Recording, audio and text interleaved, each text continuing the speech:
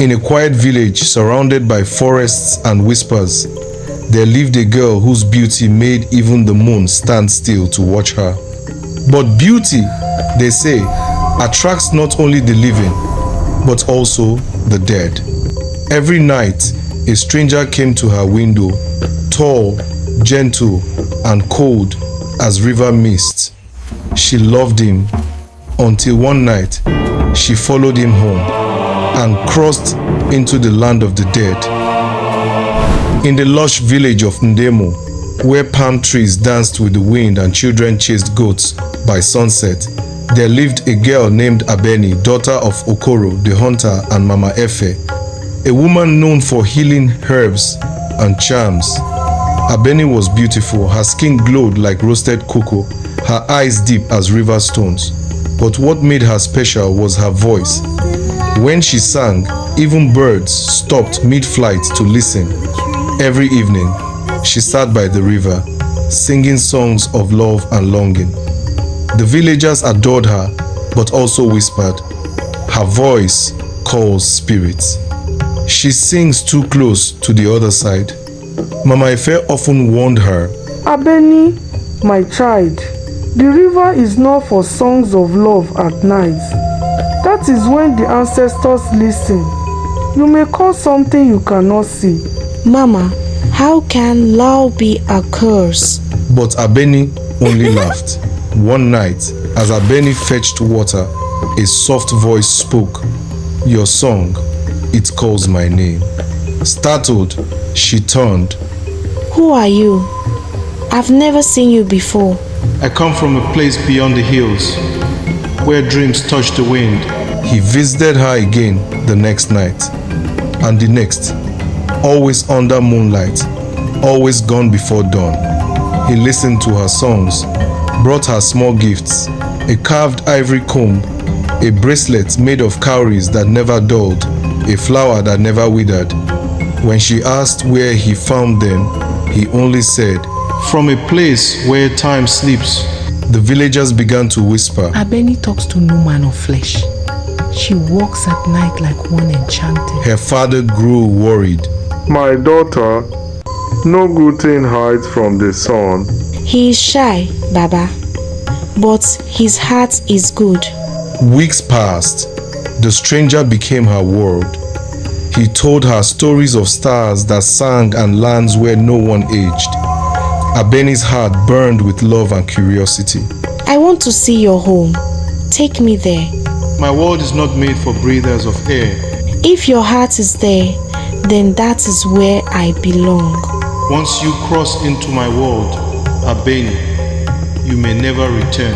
Then let me never return. That night, he led her through the forest. The path twisted like a snake. The trees whispered her name. Abeni's heart pounded, but she held his hand tightly. At last, they reached a wide river, glowing like silver glass. Why is the water so still? "Because it listens to the souls that cross." When she stepped in, her feet didn't sink. They walked across the water like drifting leaves. Fireflies surrounded them, glowing blue instead of gold. Abeni's reflection vanished. When they reached the far bank, the world looked strange. The sky hung heavy and red. The trees bent low, whispering words she couldn't understand. The stranger's village appeared ahead, silent huts, no smoke, no laughter. Figures moved slowly in the mist, pale, hollow-eyed, wrapped in old clothes. Abeni shivered. Why are they so quiet? "Because here, words belong to memory." She turned to her lover and gasped. His handsome face had changed. His skin turned gray. His smile vanished.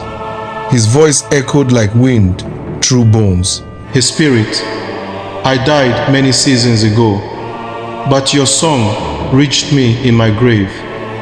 It woke something that refused to sleep."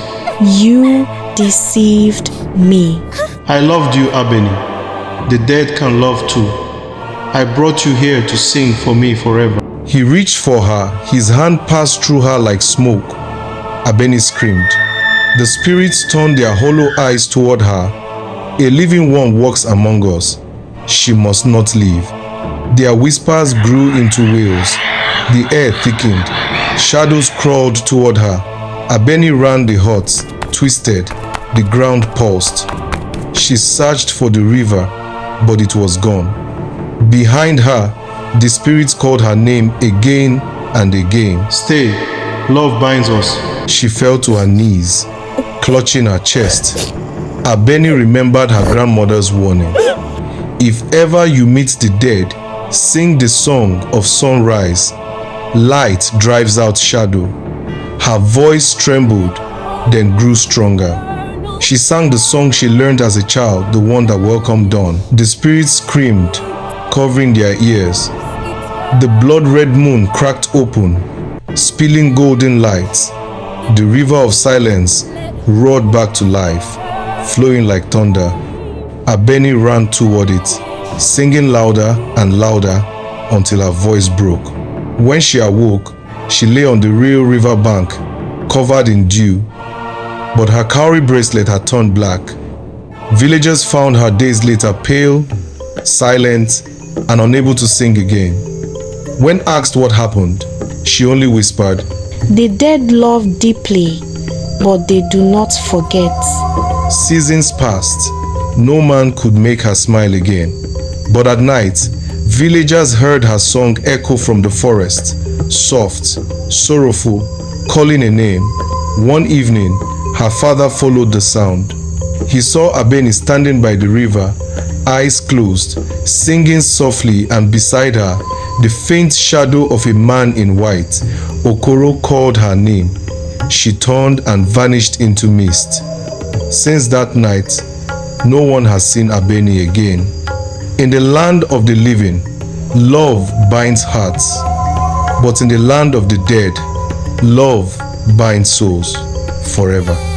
Some say that when the moon is red and the river stands still, you can see a woman in white singing beside a shadow. And if you listen too closely, she might turn and smile at you. What do you think? Was it love or was it a curse?